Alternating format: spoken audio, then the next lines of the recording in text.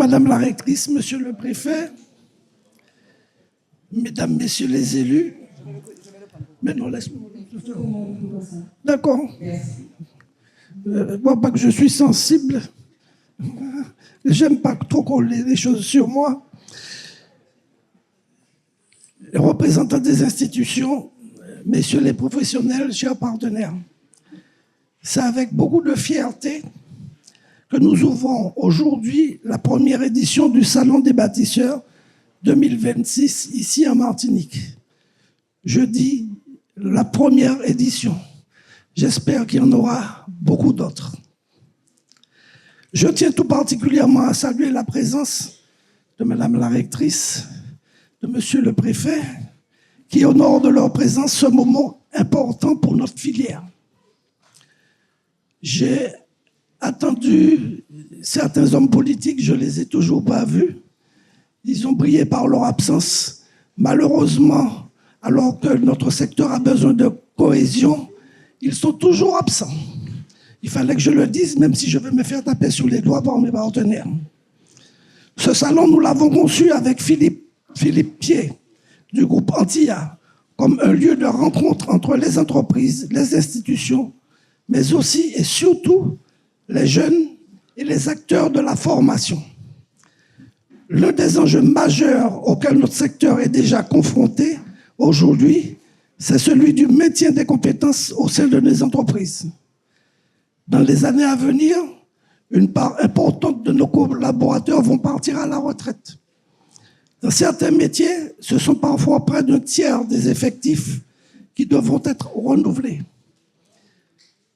Cela pose une question simple, mais essentielle. Qui construira la Martinique de demain? Qui seront ces femmes et ces hommes grands bâtisseurs? La réponse passe avant tout par la formation initiale, naturellement. Elle passe par une meilleure orientation des jeunes vers nos métiers. Elle passe par le renforcement des filières de formation initiale et continue. Elle passe aussi par une capacité collective à transmettre les savoir-faire, valoriser les parcours professionnels et accompagner les évolutions des métiers. L'attention que nous portons au dialogue social dans la branche travaux publics du BTP témoigne de notre volonté farouche de nous adapter.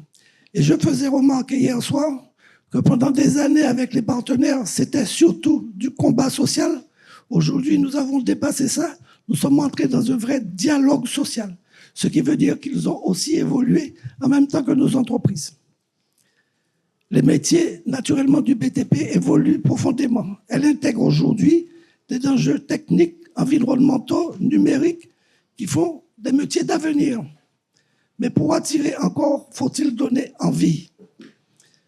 C'est tout le sens de l'action menée par la Fédération du bâtiment et des travaux publics, qui s'est pleinement saisie des enjeux d'attractivité du secteur. À travers ce salon, nous voulons montrer la réalité de nos métiers, leur utilité, leur modernité et les opportunités qu'ils offrent. Je tiens également à remercier chaleureusement nos fédérations nationales, la FFB, la FNTP, pour leur appui constant et leur engagement aux côtés des territoires. Enfin, permettez-moi de conclure sur une note résolument optimiste. L'engouement que nous constatons autour de cette première édition, la mobilisation des entreprises, des partenaires, des institutions, la présence de nombreux scolaires et du public sont autant de signaux positifs. Ils montrent que notre filière est vivante, qu'elle est mobilisée et qu'elle croit en son avenir. C'est ensemble que nous construirons cet avenir. Je réponds, c'est ensemble que nous construirons cet avenir. Je vous remercie et je vous souhaite un excellent salon des bâtisseurs.